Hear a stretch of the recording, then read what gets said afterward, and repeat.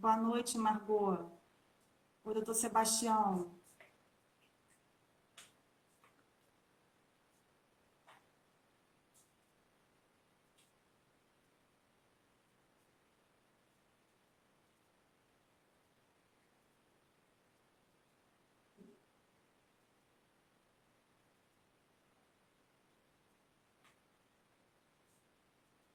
Já estamos ao vivo.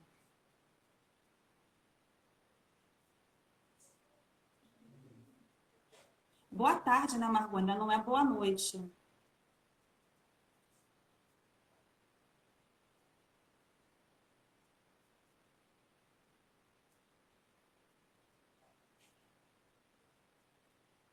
Oi, Marcílio. Oi, doutor Sebastião. Boa tarde.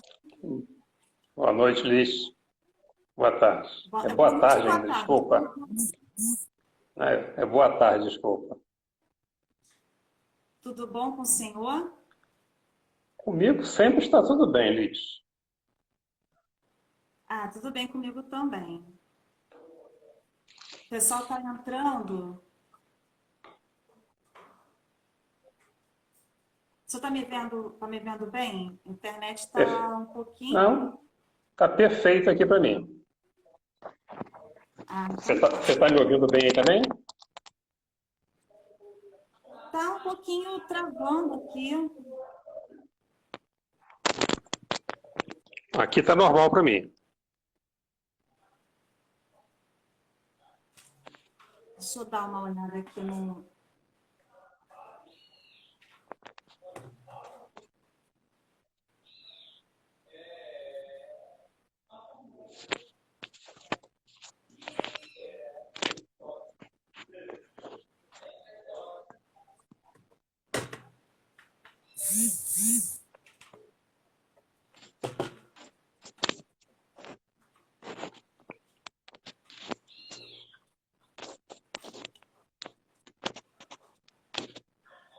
tá travando um pouquinho. Aqui está normal. Então, bom, eu vou dar... Se ficar meio ruim, eu vou dar uma olhada no modem de novo. Então, eu já vou Ok. lhe apresentar. Obrigado. Vou conversar com o doutor Sebastião Ferreira, psicólogo clínico, e hoje a gente vai falar sobre, né, essa outra pandemia que está acontecendo, que muita gente não fala, que é a depressão, né? E esse índice que vem crescendo, né, de pessoas com depressão e muitos casos levam ao suicídio. A gente vai falar sobre depressão e suicídio.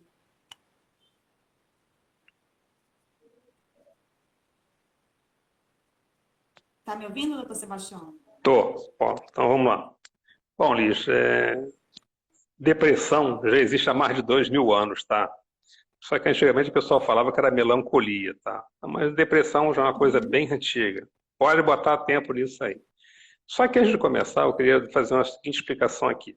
Nós temos depressão exógena e depressão endógena. O que é isso? A depressão endógena, ela está ligada a fatores constitucionais internos da pessoa, de origem biológica.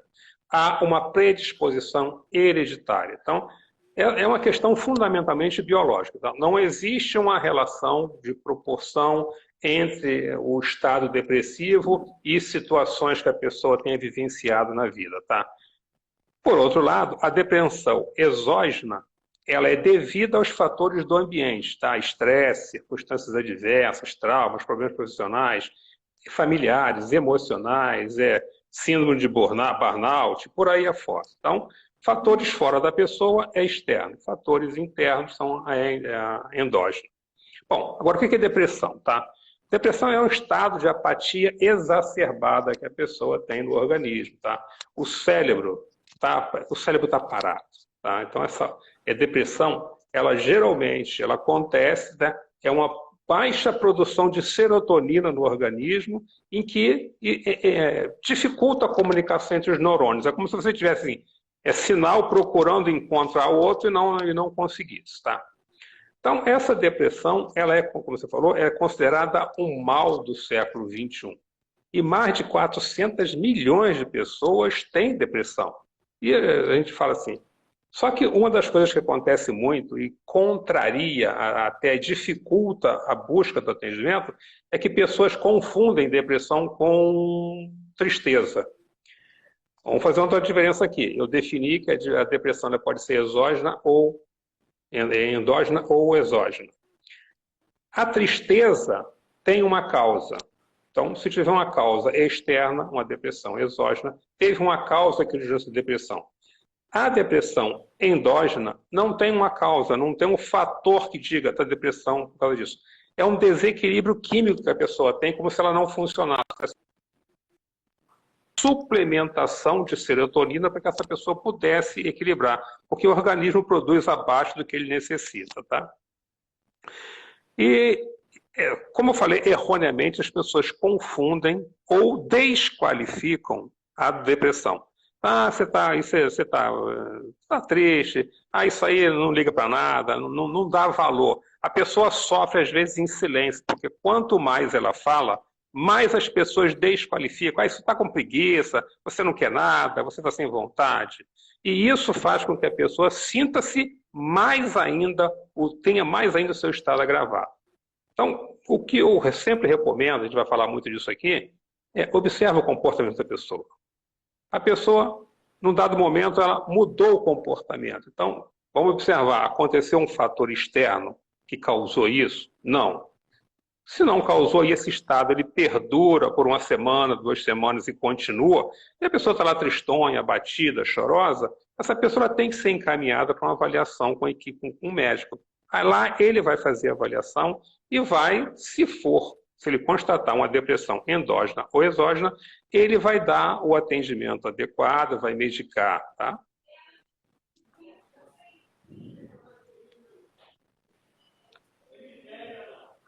Posso continuar?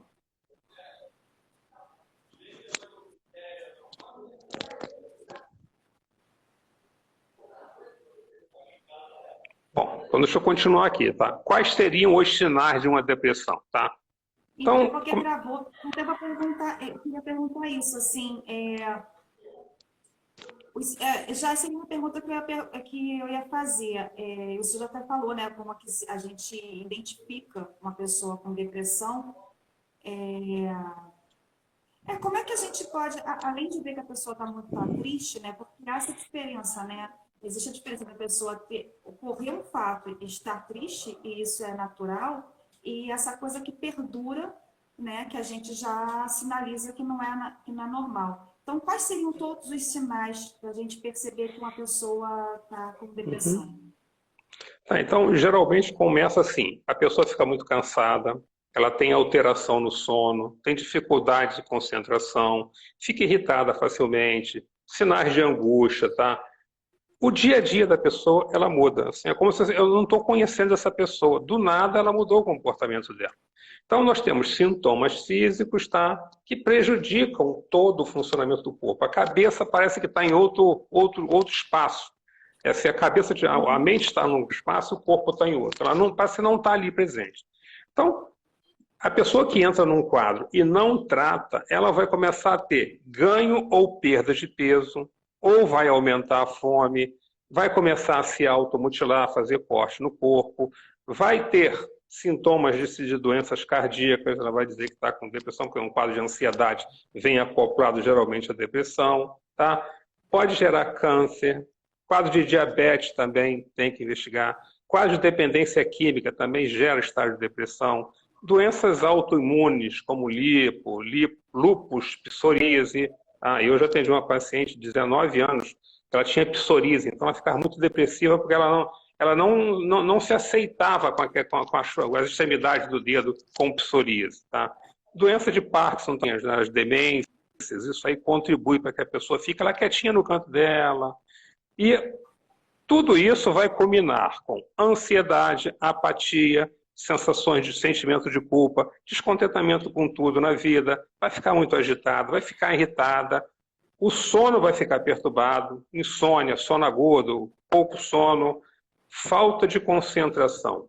E o risco maior é quando a pessoa entra em desespero e aí entram os pensamentos suicidas, tá? É. A relação, então, entre a depressão e o suicídio seria esse agravamento do caso de depressão? Sim, é. A depressão, hoje em dia, é um dos maiores fatores contribuintes para as pessoas tirarem as próprias vidas, porque a pessoa não suporta a vida que ela está tendo. É como se, assim, o que eu estou fazendo aqui?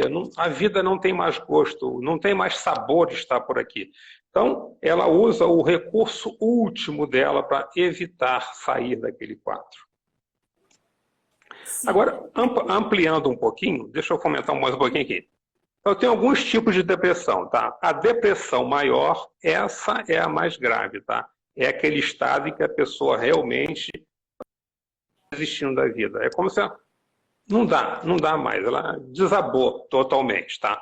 Eu tenho depressões sazonais, tá? Que, por exemplo, acontecem em mudança de período do ano, a pessoa vai para outro país, pega um frio intenso, um calor intenso, então são depressões sazonais. Depressões distímicas, tá?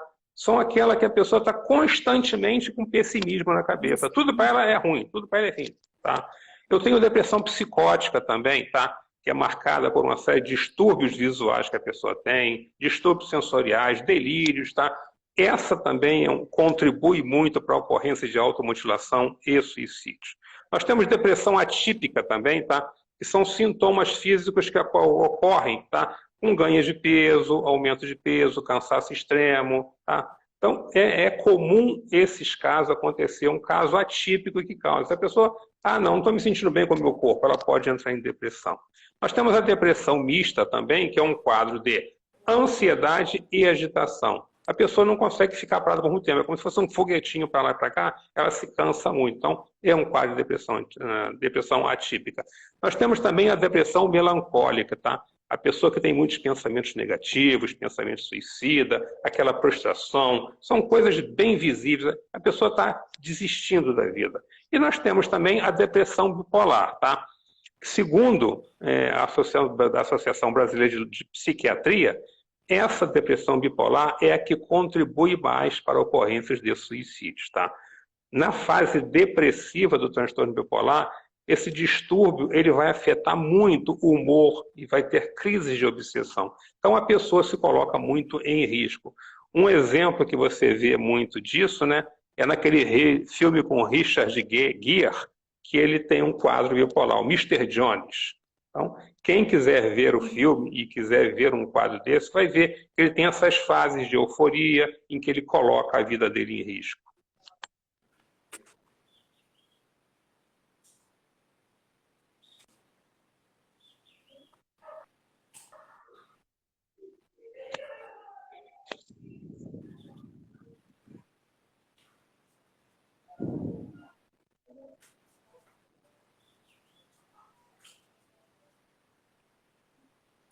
Está me ouvindo, Liz?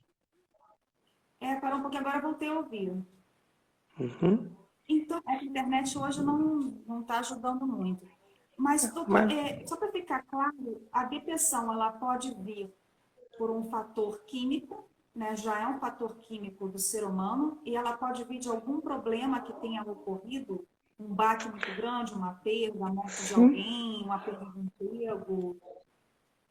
Isso, eu tenho recebido agora, nessa crise da nossa pandemia de coronavírus, muitas pessoas que estão com um luto prolongado. O luto não foi vivido. Então, geralmente, as pessoas, quando falece alguém da família, ela tem um ritual de luto que ela tem que atravessar. E muitas pessoas hoje não estão conseguindo vivenciar essa despedida. Então, as pessoas ficam tristes porque ocorreu um fator externo e isso não está sendo bem vivenciado por ela. Por quê? Não, eu já participei muito de funerais no interior. Então, no interior, às vezes você fica velando um corpo por 24 horas. Agora isso não é mais possível. Então, a pessoa tinha um tempo para ir se despedindo, né? E aí, quando saía o velório para o sepultamento, as pessoas iam acompanhando durante a caminhada até chegar no cemitério. Então, assim, é um processo de você vai se distanciando, você olha para a pessoa. Tem pessoas que costumam tirar fotografias com o corpo no caixão. No interior acontece muito isso. Então, a lembrança, as pessoas gostam de tocar na pessoa que partiu, as pessoas gostam de fazer um carinho na mão, na testa, alguns até beijam, deixam lembranças lá na hora do sepultamento. Então, como está tendo essas mortes agora, as pessoas não estão podendo vivenciar o luto, esse é um dos fatores que tem causado o maior grau de depressão. Tenho recebido muitas pessoas com essa situação. A pessoa não vivencia esse ritual de passagem, né? Porque a gente, eu já andei lendo sobre isso, a gente tem as ritualísticas de passagem. E o velório não deixa de ser um ritual de passagem. Eu acredito, né, que quando tira a nossa liberdade, a nossa possibilidade de vivenciar isso, é um baque muito grande, né? Porque fica sempre, né, fica eu não pude me despedir da maneira correta, né? Sim. E como também a gente está com quase 500 mil mortos, né, no Brasil, então eu até quero lhe perguntar sobre essa relação da depressão com o lockdown e todo esse medo também que as pessoas têm com a pandemia, e esse número de mortes e ainda toda essa questão, né, de vacina, essa dúvida, essa demora. Então, eu entendo que as pessoas tenham muito medo. Fora a questão econômica também do país, né, esse número, essa incidência de pessoas com depressão vem aumentando bastante. Essas pessoas, elas chegam até o Senhor para falar que quando eu comecei a ter depressão na pandemia, eu nunca havia tido isso antes, e agora na pandemia eu comecei a ter depressão. Sim, posso te contar um caso que chegou logo no início, tá?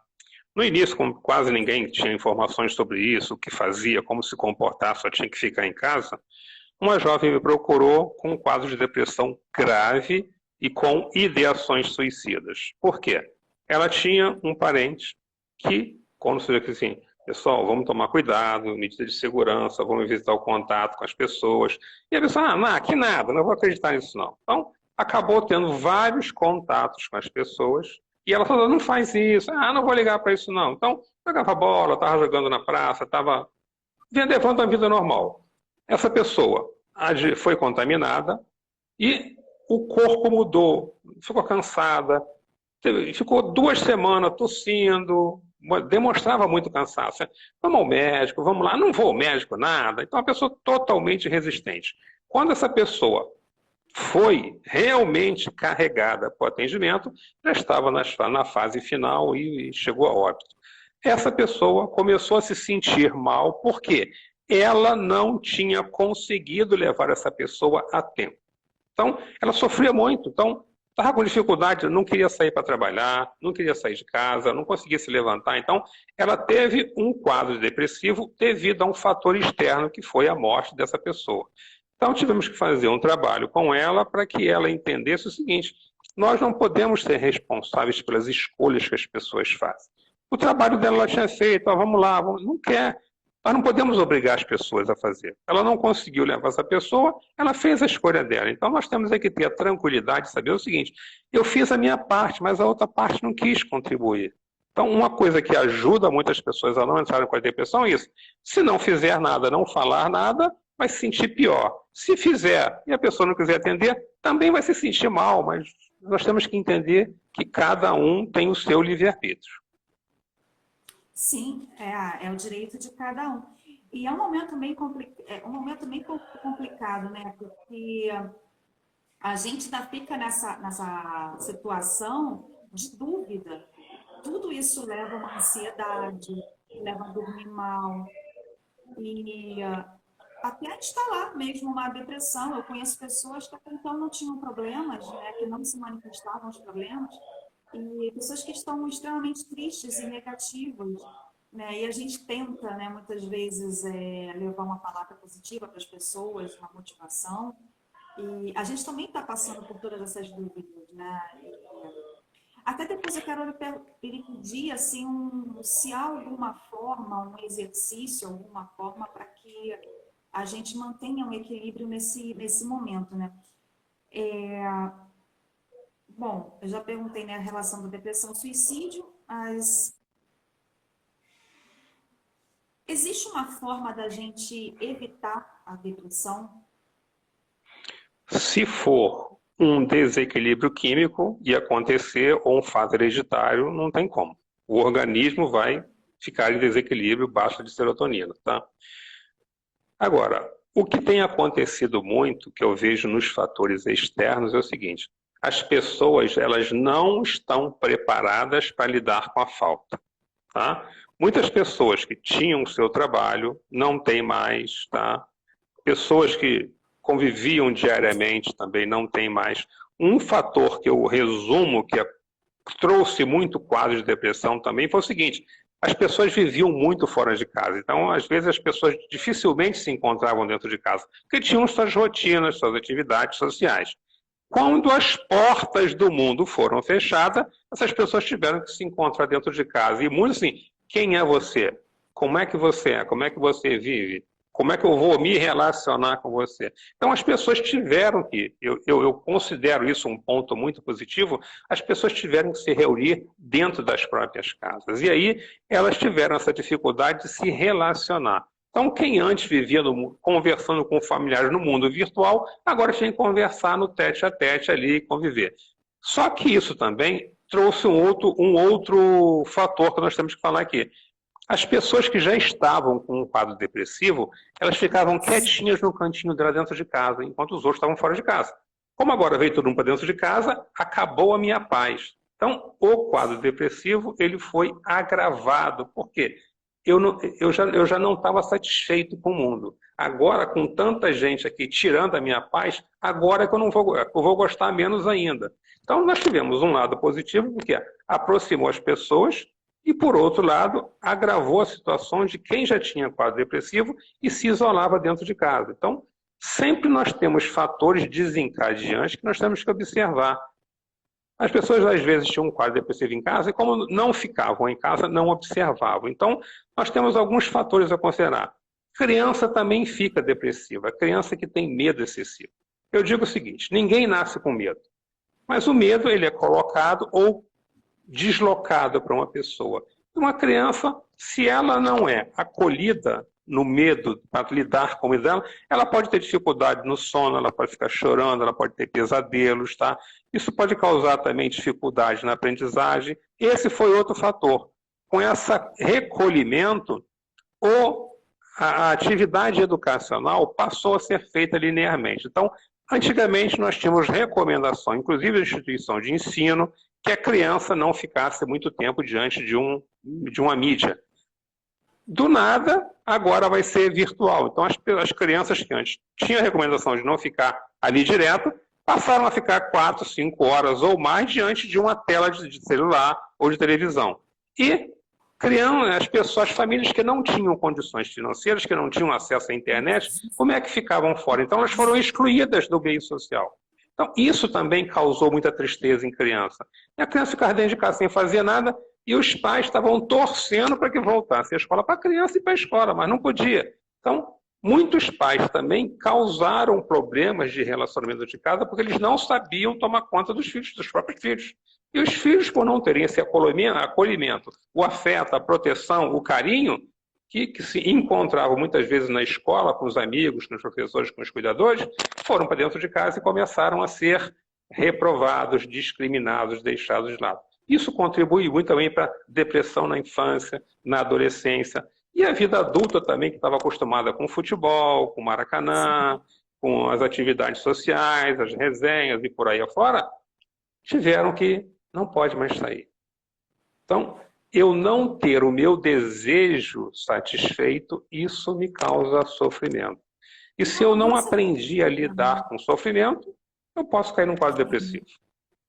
E a mudança repentina de rotina, né? Porque a gente vinha com uma rotina. Isso, se já na cabeça do adulto é complicado, imagina na cabeça de uma criança que não tem total entendimento de que ela não pode mais ir para a escola, ter contato com o professor, com os amigos, não pode mais brincar na rua, na pracinha. Então, isso é muito complicado.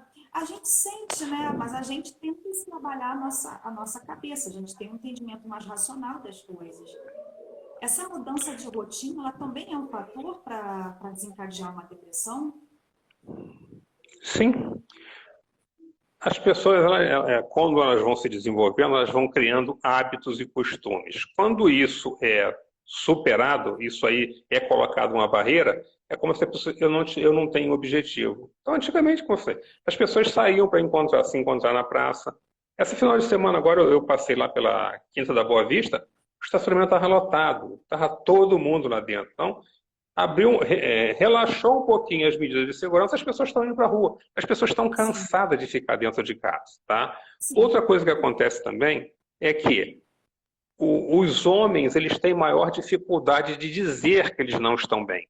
Então, eles têm um quadro que eles acham assim, não, isso é frescura, o homem não fica depressivo, e isso agrava a situação. A pessoa não reconhece que precisa de ajuda e vai levando, vai levando, vai levando, quando vai ver, o quadro está mais grave.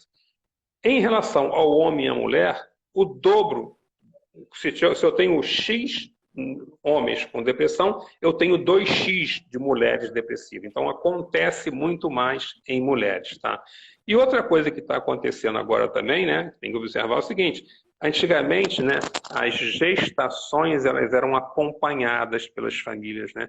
Tinha as festas aqui, o chá disso, o chá daquilo, e as gestações que estão acontecendo nesse período de pandemia, está sendo uma gestação isolada. Então, a mãe está num estado de tristeza e, inconscientemente, tudo isso está sendo passado para o filho.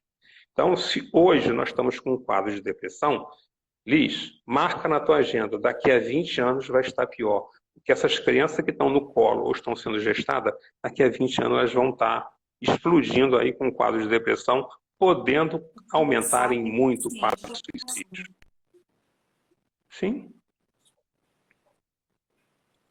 E quando a criança nasce, antigamente eu tinha as avós que cuidavam, as vizinhas que ajudavam. Então, uma mãe de primeira viagem que tem dificuldade em lidar com a criança, ela vai sofrer muito mais, porque não pode ter contato. Tá? Ver uma pessoa externa para ajudar, não pode. Então, com a vacina que está vindo aí, a tendência é que esse quadro melhore. Mas está acontecendo muita coisa que vai pipocar depois dessa pandemia, tá? Se nós estamos pensando que o caos é agora, esqueçam isso, o caos vem depois. Por quê? O nosso sistema de saúde, como está sendo visto aí, ele não está preparado para lidar com a situação de pandemia. Só que nós já tínhamos uma pandemia de depressão, uma pandemia de casos de suicídio, que antes também o sistema de saúde não estava pronto. A Fiocruz já falou que depois dessa pandemia nós devemos ter de 1/3 a metade da população com um quadro de saúde mental.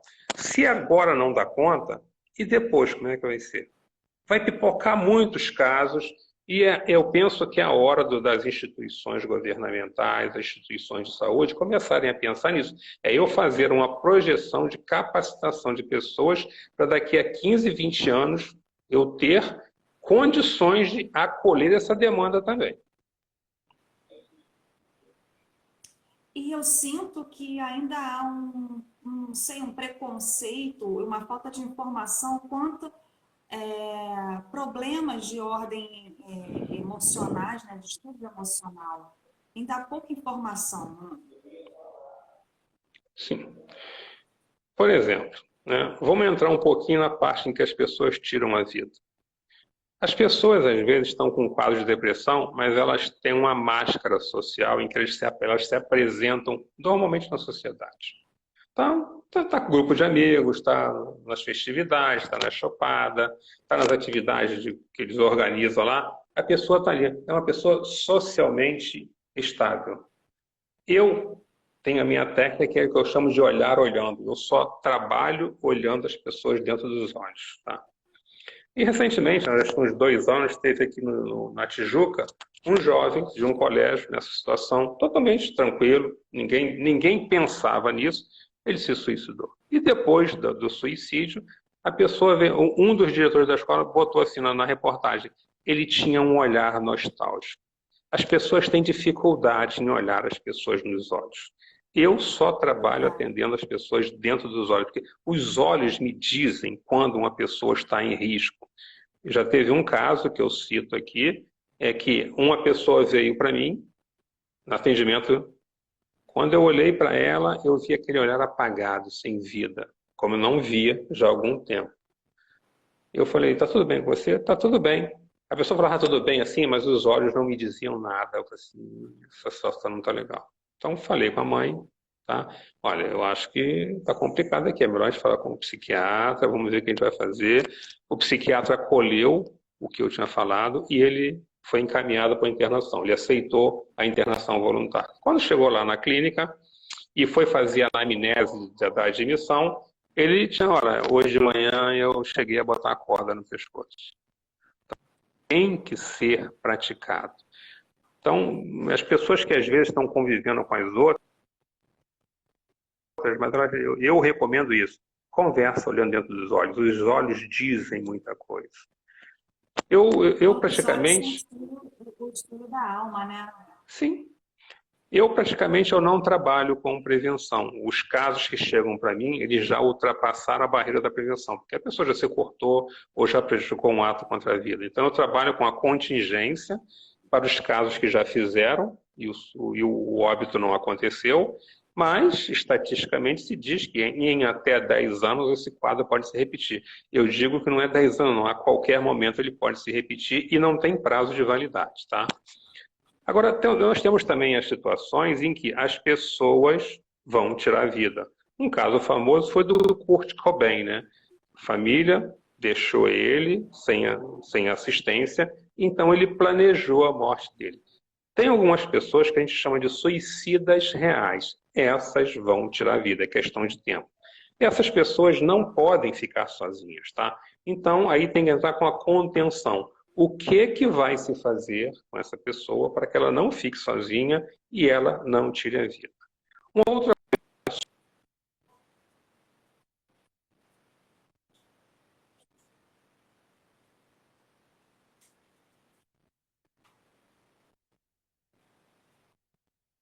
a pessoa fica com sequelas e ela, por exemplo, ela fica paralisada do pescoço para baixo, fica com paraplegia.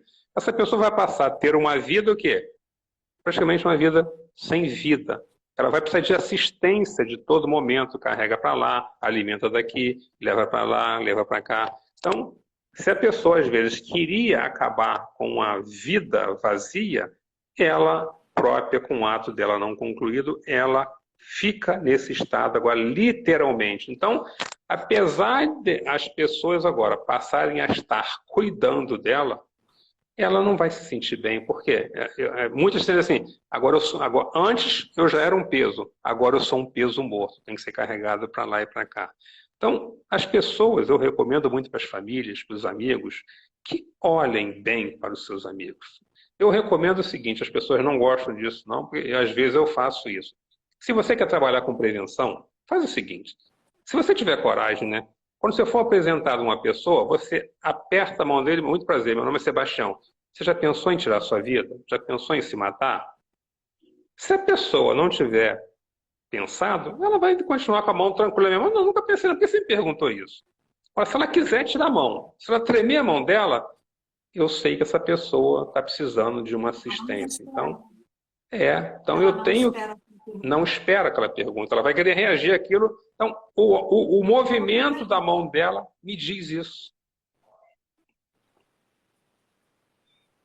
Eu acho que se alguém me faz a pergunta, eu ia falar, oi, o que é que você está perguntando? Eu não ia entender. Então, você não ia... Isso, tá, mas você ia agir normalmente. Agora, a pessoa que passa, quando eu faço palestras, né, geralmente eu falo assim, olha, eu vou falar sobre um assunto aqui, que vai falar sobre isso aqui, e no final, quem não estiver se sentindo bem, precisar conversar comigo, eu vou estar aqui no final, eu espero um tempo, sempre vem com as pessoas conversar comigo. E eu digo o seguinte, olha, é possível que no ambiente tenham pessoas que já pensaram em tirar a vida ou já tenham praticado um ato contra a vida.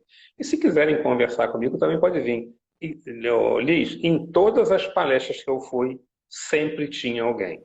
Então, nós temos um grande número de pessoas, tá, que tiram a vida, que pensam em tirar a vida, mas estão na obscuridade. E às vezes você pode chamar, tirou a vida, mas ninguém percebia.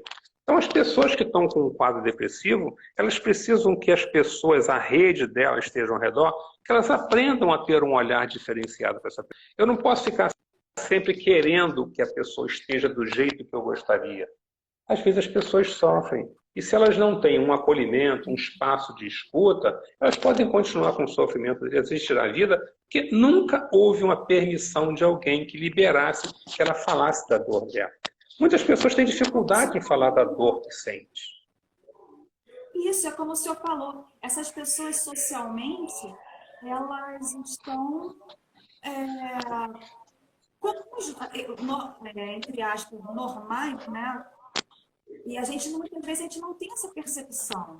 Isso não é perceptível. E até, se houver a possibilidade, de até falar de uma experiência que eu tive, porque eu conhecia duas pessoas que vieram tirar a sua vida, né? A vida delas, né? Elas se suicidaram.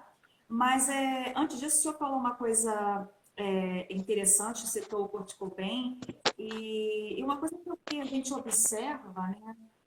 O porquê, você vê muito mais a incidência de pessoas jovens, né, e bem-sucedidas tirando a própria vida. Né? E a gente pensa assim, poxa, o rapaz era bonito, um cantor famoso, né?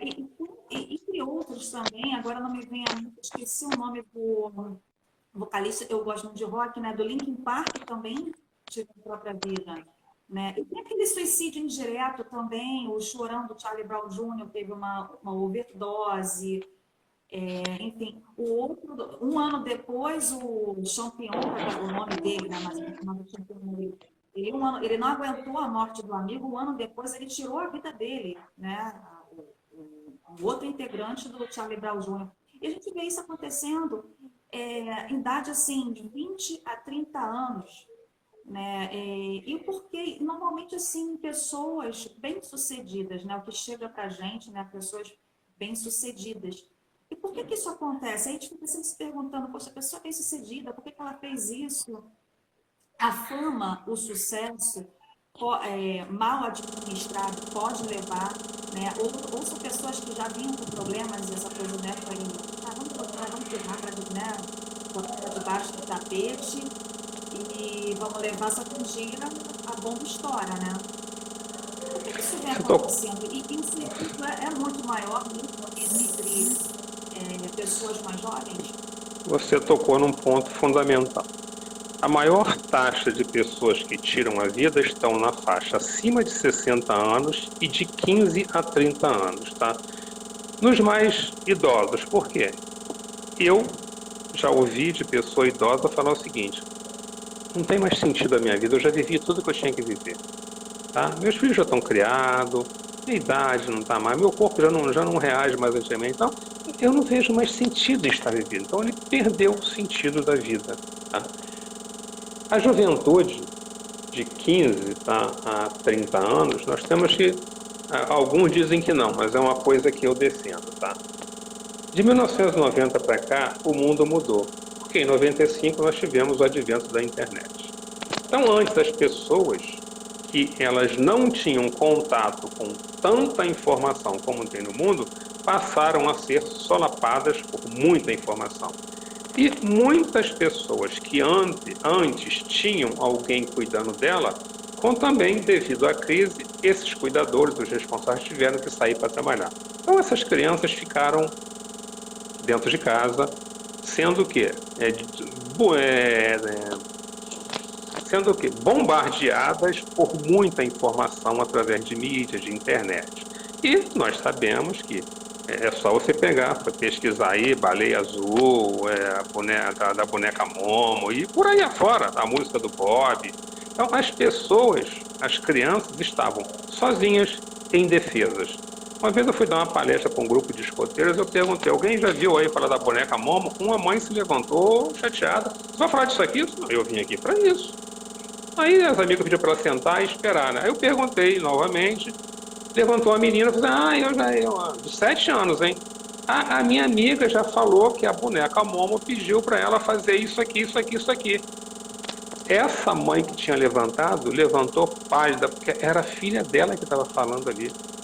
A filha dela estava em contato com o que eu estava falando e ela sequer sabia, tá? Teve um caso que eu tive ano passado, que as pessoas têm um contrato de me ligar quando estão nesse momento trágico da vida delas. E uma delas me ligou 17 anos, tá? Eu achei, não dá, vai ser hoje. Eu acabei localizando ela e me encontrei com ela. Só deu tempo de eu chegar e ela desabar nos meus braços. Eu entrei com ela pelos braços, uma emergência. E eu fiquei lá com ela, tá? Peguei os documentos dela que ela estava com a bolsa, fiz a ficha dela, fiquei ao lado dela até 2h30 da manhã, bicho. 2h30 da manhã ela estava se recobrando já, depois de ser medicada, né? Hidratada. Ela levantou a mão para mim e fez assim. Eu não entendi nada, ela balançou a mão e fez assim, como se eu pegasse a mão dela. Quando eu coloquei a minha mão debaixo dela, ela soltou. O caco de vidro com o qual ela ia se cortar e tirar a vida dela, ela botou na minha mão. Eu tenho esse caco de vidro guardado até hoje, entendeu? Aí, quando estava melhor, eu falei assim, olha, agora eu vou ter que ligar para sua mãe, né? Ah, pode ligar. Quando eu liguei para a mãe, ué, mas ela tá onde? Tá comigo na emergência. A mãe estava pensando que ela estava dentro de casa. E estava lá comigo. Aí a mãe veio, assumiu o lugar dela, eu fui para casa descansar. Mas é isso, nós temos que ter uma relação com as pessoas que são da nossa família, tá? Tem que ter um vínculo, tem que ter amor, tem que ter afeto, tem que ter carinho. Eu pratico muitas coisas que eu defendo muito isso, tá? Uma família tem que ter verdade, transparência, confiança e unidade. Sem isso, você não tem família. Então, por mais que doa, a pessoa ela tem que ter liberdade de falar o que sente. E tem que ter mais informação de falar o que é depressão, porque tem muita família, né, que não tem esse conhecimento, e até para detectar, né, que o filho, o adolescente está com depressão, vai achar, como o senhor falou no início, isso é uma tristeza, isso é uma tristeza, nossa, está com preguiça. E pode não ser, pode até ser uma tristeza momentânea, mas pode ser uma coisa que perdura por um tempo, né, que leva a uma perda de peso, um ganho de peso, uma insônia. Ainda mais numa idade, né, em que a gente... Poxa, eu lembro quando eu tinha 17 anos, a minha vida sempre foi muito ativa, né? E até esse baque da pandemia, isso mexeu comigo.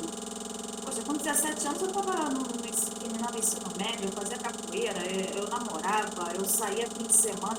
Eu não sei nem se em algum momento eu dormia. Porque assim, gente, era uma vida boa.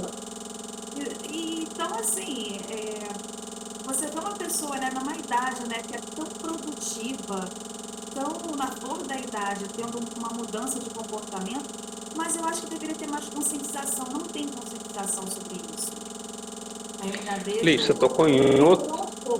Isso na década de 90 era uma coisa muito complicada. Não se falava. As pessoas evitam falar da situação devido ao fenômeno do efeito Werther, tá? Que na época se fez um estudo com isso, e isso aconteceu agora também nos Estados Unidos com o 13 Razões Por Quê, né? 13 Reasons Why. É que nos Estados Unidos, depois dessa série aí, aumentou o número de suicídio em quase 30%, tá? Então, o que está faltando hoje, Liz, é o seguinte, eu converso com os meus amigos quando eu posso. As campanhas de prevenção, a finalidade delas é não deixar acontecer. Agora, Liz, olha só o que eu vou te falar. Eu tenho mais de 160 pacientes que já praticaram atos contra a vida. Nenhum deles nunca ouviu falar de uma ação dessa. Nenhum deles. Teve o ano passado, 10 de setembro, caiu no dia de atendimento. Eu perguntei, pessoal, que dia é hoje? Eu falei, quinta-feira, dia do nosso encontro. Não, pessoal, hoje é 10 de setembro. E daí? Pessoal, hoje é o dia da... O dia de prevenção ao suicídio do meu aniversário, 10 de setembro. Tá? Então, aí eu falei com eles, eu nunca sabia disso. Então, eu recomendo que essas campanhas de prevenção, elas têm que ser repensadas, tá? Prevenção é para não deixar acontecer. Depois que acontece, é o que nós trabalhamos aqui no nosso trabalho, que é contenção, tá, para os casos reais e contingência para um caso que já aconteceu e não pode acontecer. Deixa eu te fazer uma pergunta, Liz. Existe lugar seguro para uma pessoa que quer tirar a vida? Um lugar seguro existe?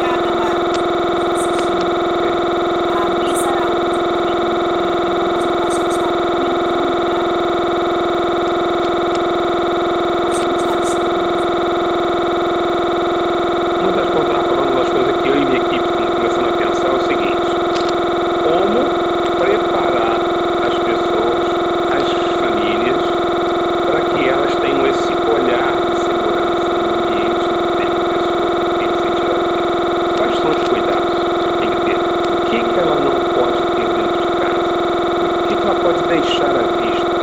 E nas próprias instituições, tá?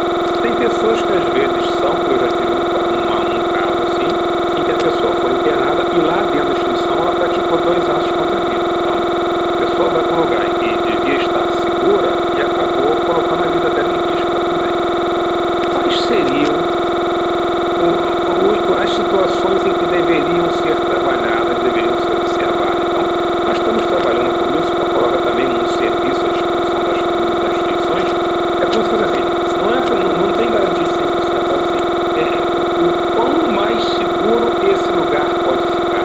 Porque a pessoa que quer tirar a vida, ela tira a vida com um palito de fósforo. Então, esse olhar tem que ter. Então, as pessoas que querem tirar a vida, elas estão muito, elas declaram isso, que eu estou insatisfeita.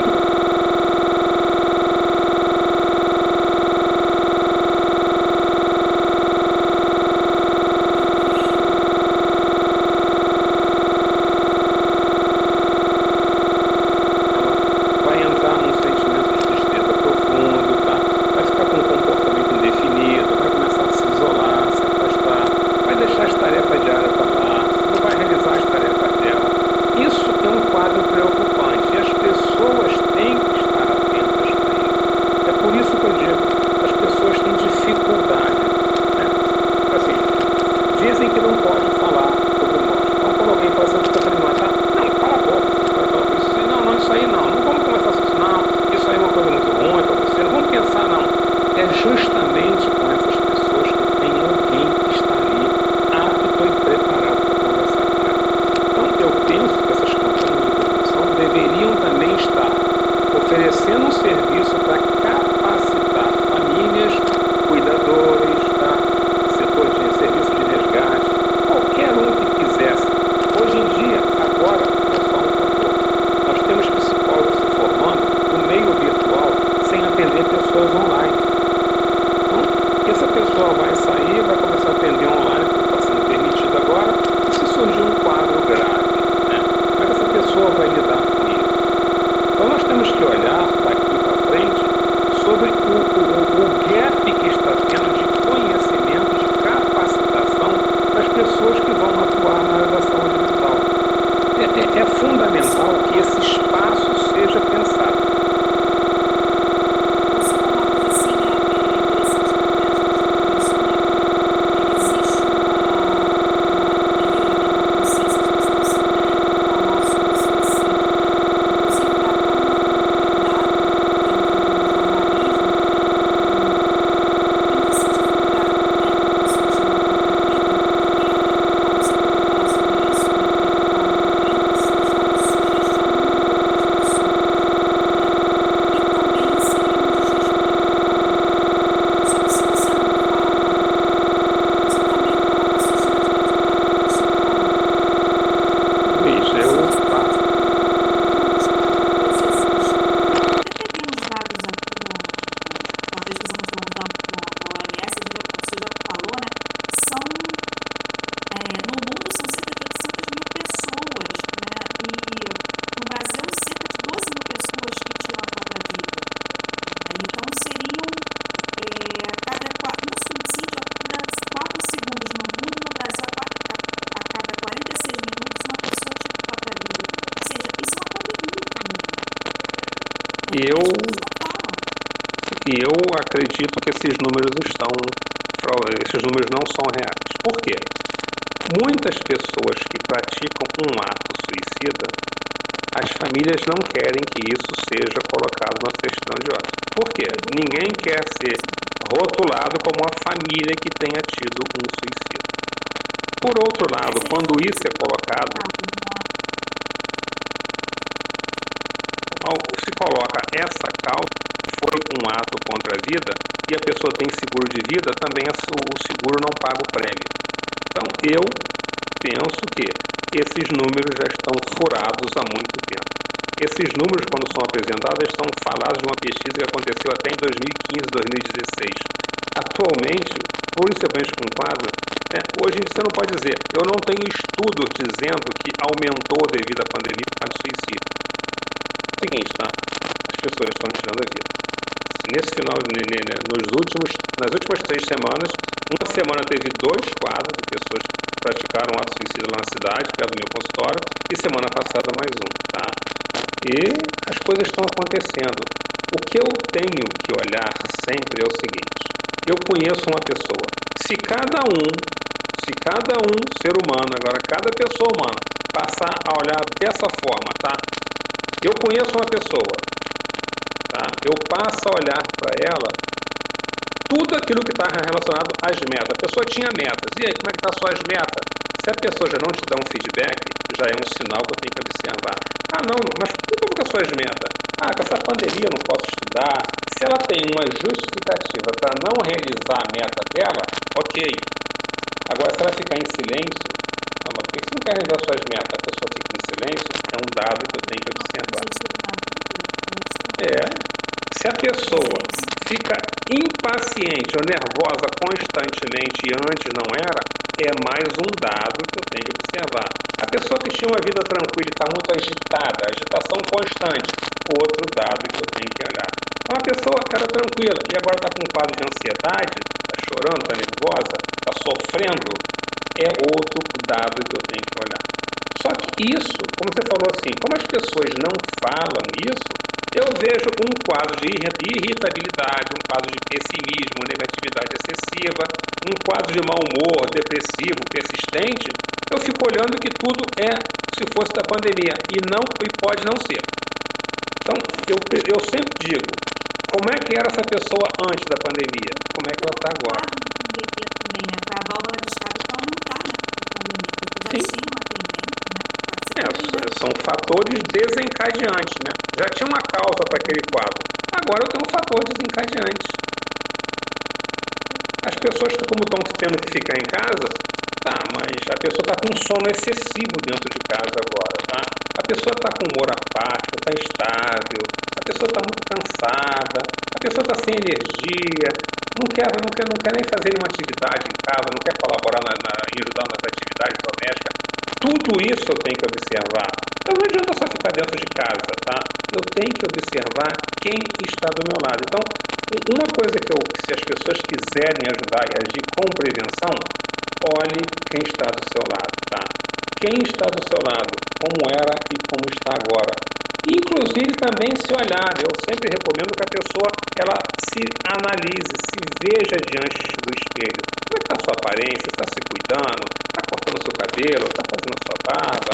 E por aí afora, as pessoas têm que olhar, porque a vida é o bem maior que nós temos. E se é o bem maior, se nós não cuidarmos, vai ficar complicado. Essas pequenas coisas, eu creio que muita gente passa por isso, eu converso com muitas pessoas, e no início, né, da pandemia, eu senti até que eu fiquei mais triste, mais por causa da minha vida, e aquele medo, né, de que a gente sabe que não é uma coisa que vai terminar do dia para a noite, a gente sabe que a gente vai conviver com esse problema por algum tempo. E no primeiro momento eu fiquei assim, e agora? O que eu vou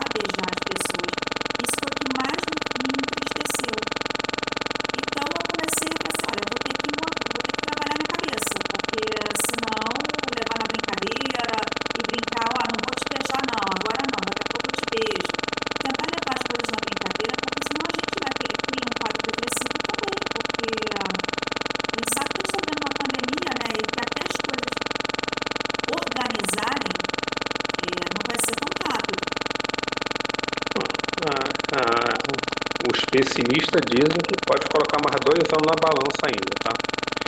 Eu estou entendendo o que você está falando porque eu faço um trabalho numa casa gerontológica, tá? E os idosos agora, quando entram no contato, eles querem tocar, eles querem abraçar. E você, não, você tem que fazer assim, não, só vamos tocar aqui assim, tá? Pô, mas não dá para tirar a máscara? Assim, não dá para tirar a máscara, não. Então, você está falando isso, as pessoas precisam do contato, do calor humano, e não podem ter. Então, nós temos que olhar para as pessoas o seguinte, tá? Muitas pessoas estão se sentindo culpadas por estarem vivendo esse momento. E foi uma situação totalmente adversa. Ninguém em sã consciência, né, espero, né, causou isso, tá? Então as pessoas agora estão chorando constantemente pelos cantos, as pessoas estão com baixa autoestima, estão muito tristes, melancólicas, não estão cuidando da aparência mais, não estão se interessando por ela nem pelas outras pessoas, tá? Estão com insônia excessiva, tá? Cansaço extremo, reclamam toda hora, tá? Vai falar com ela. Então, elas estão se mostrando incapazes de cuidar delas próprias. E as pessoas que estão próximas têm que estar atentas para isso, tá? É comum as pessoas dizerem, quem fala que quer tirar a vida não faz isso. Faz, tá? A pessoa que fala, ela faz. Nós só temos que estar atento a essas sinalizações que as pessoas nos colocam ali. A pessoa falou, pessoal, a vida é o bem maior. Alguém falou que está insatisfeito com a vida? Conversa com ela. Teve uma vez que eu estava no aeroporto, indo para viajar, e de repente eu ouvi uma mulher gritar com o telefone e começar a chorar. Aí quem estava comigo já me conhece, já aceitou, vai lá, assim, eu vou lá conversar com ela.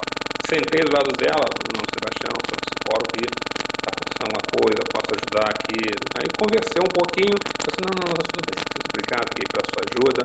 Nós temos que correr esse risco, tá?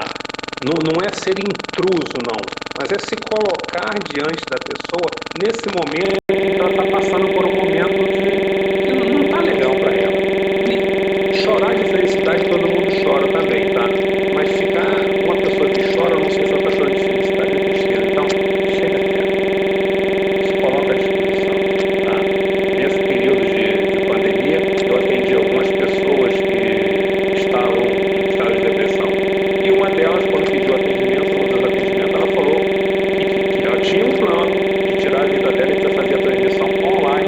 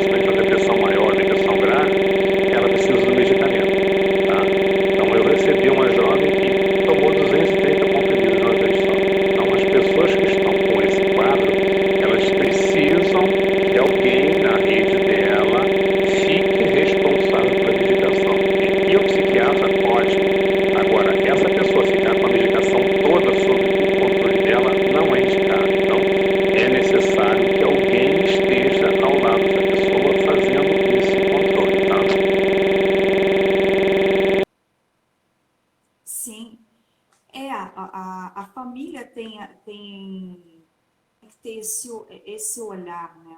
Porque muitas vezes a gente convive, são pessoas que podem conviver com a gente no trabalho, conviver no barzinho, e as pessoas estão, como o senhor falou, né? A gente pergunta, tá tudo bem? Tá tudo bem. Tá tudo bem. E nem sempre tá tudo bem, né? E as pessoas têm vergonha de falar que não tá tudo bem. Porque também chegar e falar o que está passando, né? É complicado, porque eu creio que a outra pessoa tem até um pouco de vergonha de dizer que está passando por algum problema psicológico, ou que não sabe pelo que está passando, pela falta de informação. Assim, existe alguma... A gente está falando, né, do suicídio, da depressão. Existe alguma forma de evitar ter a depressão? Se for, como eu falei no início, se for endógena, não tem como evitar, só tem como minorar isso através do uso do medicamento, correto do medicamento. Se for isso, se for uma questão externa, é aí que eu falo, nós temos que ter uma educação para a morte, Liz. A vida, tá? Ela tem um início e tem um fim. O que se faz no meio dessas duas datas são as escolhas pessoais. Quando eu vou fazer uma palestra e eu comento sobre isso, muitas pessoas abaixam a cabeça ou às vezes até saem da sala. As pessoas não querem falar sobre a única coisa que é certa na nossa vida, tá? Tem um livro do Saramago que fala das intermitências da morte. Já ouviu falar? Já ouvi falar. Então, vamos pensar assim, tá? A morte vai sair de férias. Ninguém mais morre, tá? Ninguém morre.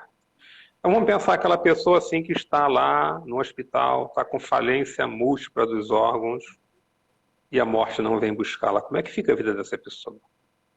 Uma pessoa, por exemplo, comete um ato contra a vida extremo, mas a morte não vem buscá-la. Como é que ela vive com a sequela disso sem ter morrido? Se nós vivêssemos uma situação assim, em que a vida não vai terminar nunca, nós sofreríamos mais ou sofreríamos menos? É difícil você chegar a uma equação.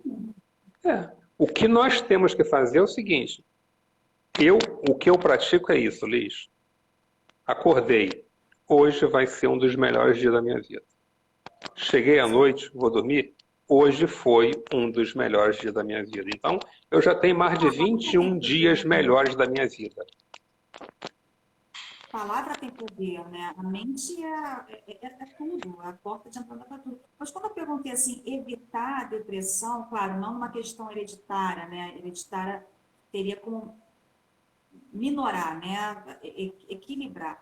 Mas eu pensei assim, muita gente fala exercício físico, boa alimentação, terapia, né? Porque existia também, né, antigamente, o preconceito, né? Quando a gente falava assim, vou fazer terapia, eu sempre fiz terapia, o preconceito de buscar um terapeuta, isso é coisa de maluco. Gente, terapia é coisa de gente saudável, né? Porque acho que todo mundo deveria fazer terapia, principalmente no mundo que a gente vive.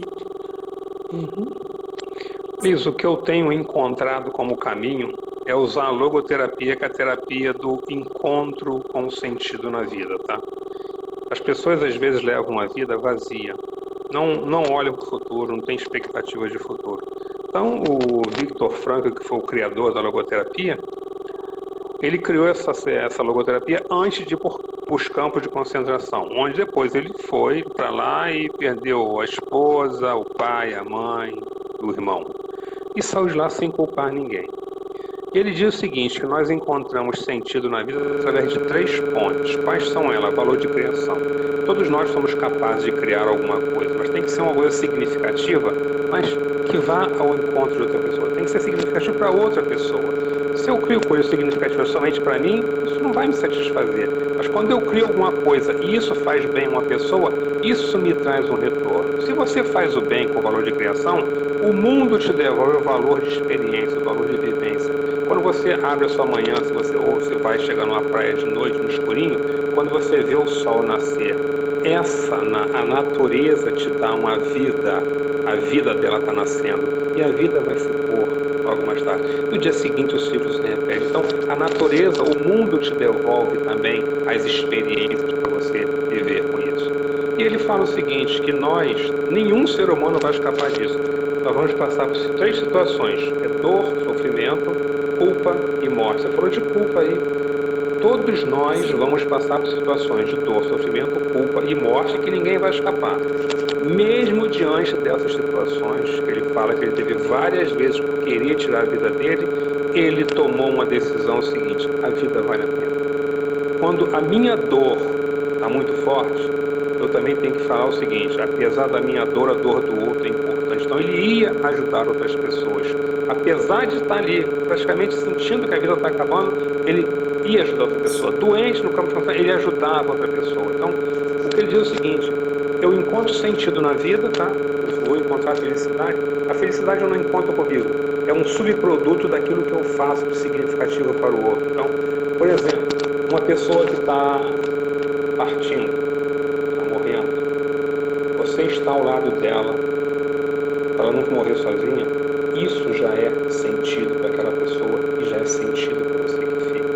Nós temos que fazer tudo que for possível para que as pessoas se sintam bem e nós também recebamos alguma coisa desse momento que estamos vivendo. Eu atendo pessoas que estão com um quadro de saúde, você sabe disso, é um quadro de saúde complicado.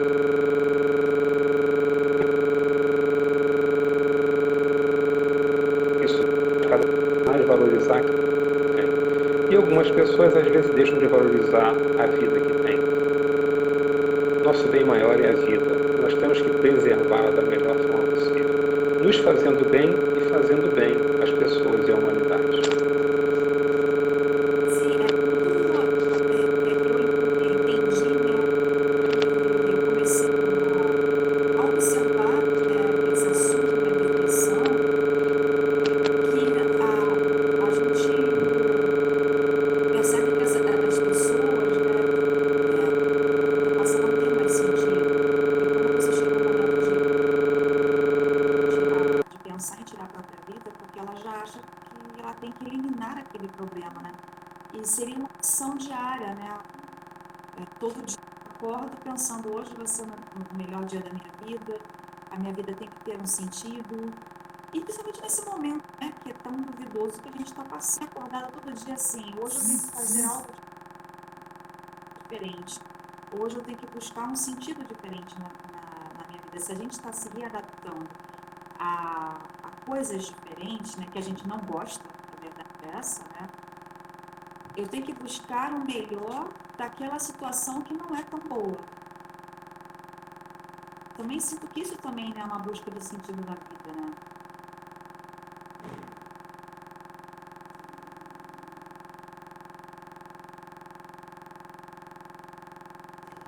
Voltamos. Foi, trava um pouquinho. O senhor conseguiu ouvir o que eu falei? Não, travou aí, eu não te ouvi, não. Então, não, o que eu falei foi o seguinte, eu andei observando, né, tudo que a gente veio falando agora, né, eu cheguei à conclusão que seria a pessoa chega num momento que ela perde, né, a consciência do sentido da vida. Quando a depressão chega num estágio em que ela já pensa em tirar a própria vida. Então, eu até entendo que nesse momento, né, de pandemia, em que a gente tem que se readaptar diariamente, né, às mudanças, né, a gente tem que buscar um sentido da vida também, né? Tem pessoas que não têm a predileção, que não estejam depressivas, mas elas têm que buscar um sentido da vida diária, né? E eu todo dia, quando eu acordo, eu penso o seguinte, hoje eu tenho que fazer algo diferente, hoje eu tenho que buscar um sentido diferente. Porque a gente está vivendo mudanças que, na verdade, a gente não gosta.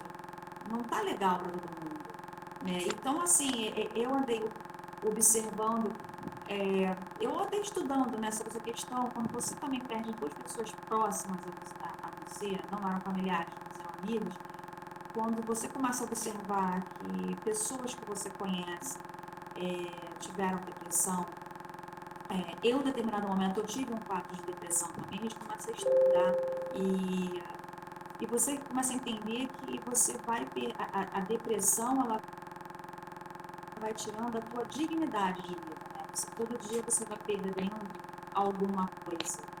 E uma vez eu falei com meu pai assim, a gente estava conversando sobre isso, né? Sobre depressão, eu falei para ele assim, a depressão ela é uma doença silenciosa, ela tira a tua dignidade, só que ela tira a tua dignidade, você pode estar bem vestido, você pode, ninguém tá vendo, ela tá tirando aos poucos a sua dignidade, né? Então, todo dia é uma decisão em estar bem, é uma decisão. Hoje eu decido estar bem, hoje decido que hoje vai ser o melhor dia da minha vida. Não foi nesse quadro, foi uma coisa específica por uma situação que eu passei, que se tornou realmente um quadro de depressão, mas eu tratei. Eu observei também o que havia acontecido, né? Eu já sabia mais ou menos a situação. Houve uma observação também da minha mãe, né? De que, olha, você tá muito prostrada, você está muito cansada, você está muito assim. Houve essa mudança também de sono, de não querer fazer as coisas. E aí eu já pensei lá, eu sempre fui uma pessoa ativa, que faço muita coisa. Tem pessoas que dependem de mim, que eu faço muita coisa, e eu gosto de ser instrumento de fazer, né? Fazer muita coisa. Terem pessoas que esperam de mim muita coisa, então eu não posso continuar assim, então eu tenho que correr, porque eu tenho sentido na vida. Eu corri e eu busquei médico, busquei terapia, enfim, a coisa se resolveu. E, enfim, a vida que segue. Mas eu entendo o que é, e realmente é isso mesmo. A depressão está te tirando tudo aos poucos, até você não ter dignidade mais de nada, você não tem mais vontade de fazer nada. E é muito sério, e leva a outras doenças também. E tem que ter um olhar muito acolhedor, muito observador, né? E também a informação, porque senão se a pessoa não tem informação nenhuma, ela ignora o assunto, ela vai achar que é uma frescura. É uma tristeza, ela perdeu alguém, tá assim, ela não é. É diferente, é bem diferente. Eu já passei Eu por um tô quadro aqui de para todo depressão mundo. também. É muito difícil. É muito Sei o que você está difícil falando. e é muito triste. É muito triste. É uma coisa assim que você não tem vontade de fazer nada. É muito triste. Só que quando eu passei, não tem muito tempo, eu já sabia do que se tratava. É muito triste mesmo. Isso vai te tirando tudo, tudo. Você não tá com algo físico, mas você começa a não sentir mais vontade de fazer as coisas. Você começa a perder totalmente o sentido, sabe? Você não quer mais levantar da cama. No momento você não quer mais levantar da cama. E eu pensava assim, não, mas a minha vida não é essa. Eu não sou assim. Eu não... Tem muita coisa que eu tenho que explorar. Tem pessoas que esperam de mim muitas coisas. Então, assim, ainda bem que eu tenho esse pensamento, porque tem gente que se entrega mesmo, e tem gente que chega ao ponto de que eu nunca tive nenhum pensamento desse tipo, Deus me livre, isso não faz parte da minha realidade. Mas eu posso dizer que a depressão eu conheço muito bem. Sabemos. Mas, assim, já com uma idade, e também com uma família, e também tem uma coisa, com idade e com uma família que também está antenada, é muito mais fácil. Agora, tem pessoas que não conhecem o assunto e não estou falando de poder aquisitivo, não. Pode ser pessoas com poder aquisitivo muito alto, mas é o pai que trabalha o dia todo, e tem gente que a babá empregada que cria o filho, sabe? E essas pessoas não têm um olhar dos seus filhos, né? E são adultos que crescem carentes, né? Com problemas até psicológicos, não têm esse conhecimento. Muita gente não tem esse conhecimento. E A muita gente gente tem, não aceita também o doente. Esse também é a outro gente, problema. E A gente teria que falar um pouquinho da teoria do Bowlby, a teoria do apego, os cuidados iniciais da vida.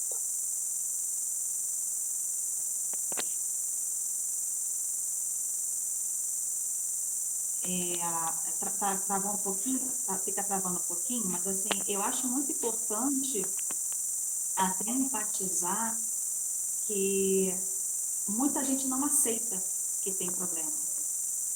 Então, quando a gente aceita, não, eu tenho um problema, isso é uma doença, como uma dor de cabeça, uma dor de barriga, qualquer coisa, se você aceita o fato de que você está com um problema, por que a pessoa aceita o fato de que está com, quebrou o pé, tem que ir ao médico, está com uma gripe, vai ao médico, está com uma intoxicação alimentar, vai ao médico, as pessoas não aceitam o fato de que está com uma depressão, tem que ir ao médico. E ainda existe esse... E no meu caso, eu aceitei, não, eu tô doente, então vou ter que procurar o médico. Perfeito.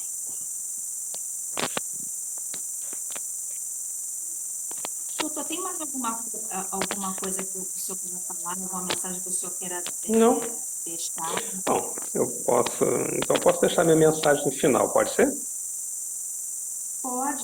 Só mais algum assunto que o senhor queira falar também, até enfatizar essa coisa das pessoas se aceitarem também como são, né? Eu só vou contar uma situação. Teve uma vez, não sei se eu já contei isso, ou se já contei na outra live. Teve uma vez que eu sofri um acidente e eu queimei meu rosto. Eu contei isso? Não contou, não. Eu queimei o meu rosto, tá? Eu estava com a minha filha, só deu tempo de eu levá-la em casa, mas eu não estava conseguindo mais ver nada, que meu rosto estava todo queimado. Com água que explodiu, água que vazou do radiador e queimou meu rosto todo. E eu fiquei no centro de tratamento de queimado. E quando eu lá cheguei, a enfermeira veio e falou comigo, ó, vai ter que limpar teu rosto, arrancar essa pele todinha. Aí ela veio com aquela escovinha pequenininha na mão, né, mas já veio sorrindo, já fazendo assim com a mão, né. Olha, ou vai ser você ou vai ser eu que vai ter que escovar o seu rosto aí. Assim, daqui acho que vai doer menos se eu escovar. Então eu fui para diante do espelho, botava aquele sabão líquido, ia tirando aquela pele queimada do meu rosto. Doía, doía. Eu sinto as dores até hoje. Quando eu acabei de limpar, eu me olhei no espelho e falei assim, minha vida acabou. Eu vou ficar igual o Fred Krueger.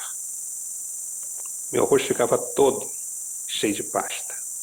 E as pessoas que vinham me visitar, me olhar, só podia me olhar através do espelho, não podia ter contato, as pessoas viravam a cara quando me olhavam assim, não estou gostando disso.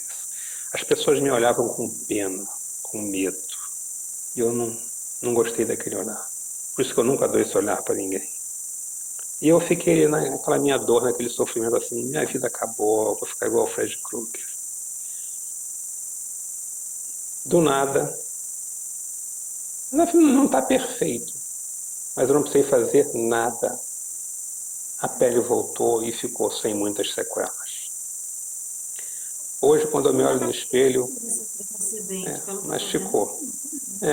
Mas hoje eu me olho diante do espelho e me vejo com aquela imagem que eu vi aquele dia no espelho, lá no centro de queimar. E eu digo para mim o seguinte, cara, você é o homem mais lindo do mundo. E é assim que eu me vejo.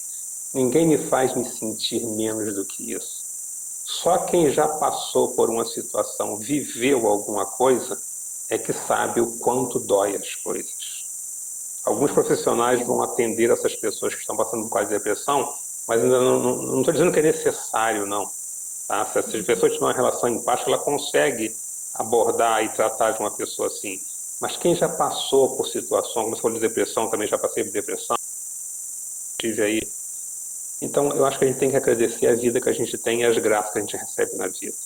E eu digo o seguinte... A gente vira exemplo, né? A gente vira exemplo, não com a vaidade, mas a gente vira exemplo quando eu consigo observar a pessoa e para conversar com amigos e utilizar o meu exemplo, falar, olha, isso aconteceu comigo. E foi assim que eu saí da situação. E tem como sair, assim, tem como. Então, hoje em dia, o que eu digo para todo mundo é o seguinte, Liz, se eu não morri até agora, porque a minha missão não acabou. Então, eu me programo para viver mais 140 anos, morrer com 200, tá? Todo dia eu faço sempre o melhor para o meu dia ser melhor. Não importa o que aconteça, eu vou tomar decisões. A decisão vai ser boa para mim, não vai ser boa para os outros, mas eu vou tomar. Eu não acumulo decisões. Então, quem toma decisões todo dia não acumula decisões e não cria problemas na vida, porque eu não tenho problemas. Eu tomo decisões, agradando ou não, eu vou tomar. E uma coisa que eu prometi para mim mesmo, tá? Eu vou morrer ajudando alguém ou trabalhando. E a morte vai ser o melhor dia da minha vida e eu quero morrer acordado, eu quero me despedir da vida, eu quero sentir a vida saindo do meu corpo, para eu lembrar de todas as coisas boas que eu fiz nessa vida. Sim, isso é muito bonito, assim, e o senhor está falando, e eu estou pensando o seguinte, né? A gente, quando a gente vivencia uma situação, quando a gente ressignifica essa situação, a gente passa a ajudar outras pessoas, né? Quando a gente, é interessante passar a ajudar outras pessoas. A gente sente necessidade de passar essa informação para outras pessoas. E essa necessidade existe muito em mim, né? De passar a informação, eu digo, não só apoiada como jornalista, como repórter, mas essas coisas específicas. Olha, tem como você ficar bem. Muita gente fala que não tem cura, existe cura. Se você decidir ficar curado, você vai ficar curado. E utilizando o seu exemplo, né, sabe? Que não, a vida é muito maior do que tudo isso, né? A gente vai passar por problemas, existem pessoas que são mais propensas a ter. Como tem pessoas mais propensas a ter problema de estômago e eu não tenho problema de estômago. Então, a gente tem propensões a ter mais uma coisa ou outra, mas existe uma forma de você sair dessa situação e a melhor maneira é você compensar, é você ter contato com outras pessoas e alguém que já tenha passado por isso. Né? Então, quando vem muitos amigos conversar comigo, pessoas que relatam um quadro de tristeza, de melancolia, de depressão, perdeu alguém, né? Hoje tem uma amiga que perdeu o pai dela com Covid, foi internada e morreu. Então, eu já ter essa empatia, ter passado por um quadro também de depressão, não por causa de morte de alguém, eu já consigo ter uma forma, uma empatia, talvez escolher as palavras corretas no lugar também de protagonista da situação, não como médico, como terapeuta, como sou, mas no lugar de protagonista. Olha, eu sei que você está passando, entendeu? Mas eu fui por esse caminho. Então é muito interessante, a gente realmente tem a necessidade de ajudar as pessoas. Isso é uma coisa Tá. Liz, olha só, eu vou ter que encerrar que eu tenho uma palestra em 10 minutos, tá? Sim. Olha, doutor, muito obrigada. Eu creio também que as pessoas tenham gostado. Foi muito esclarecedor. Muito obrigada mesmo. E, bom, é um assunto que a gente tem sempre que voltar a falar, né? Então, quando depois, se eu quiser voltar a conversar comigo sobre o assunto, sobre outro assunto ligado à área de psicologia também, entendeu? As portas estão abertas. Sempre que você precisar, você sabe onde me encontrar. É só avisar que a gente marca a data e se encontra. E desejar, não só a você com esses programas que você tem fazendo as suas lives, levando um pouquinho de esperança para as pessoas. Que a esperança é que vai fazer com que as pessoas se perpetuem na eternidade. Então, deixar uma boa noite para você e para todos os seus ouvintes, tá bom? Beijo, agradecer a todo mundo que assistiu. Muito obrigada. Tá ok. Tchau, tô saindo aqui, tá? Tchau. Tchau.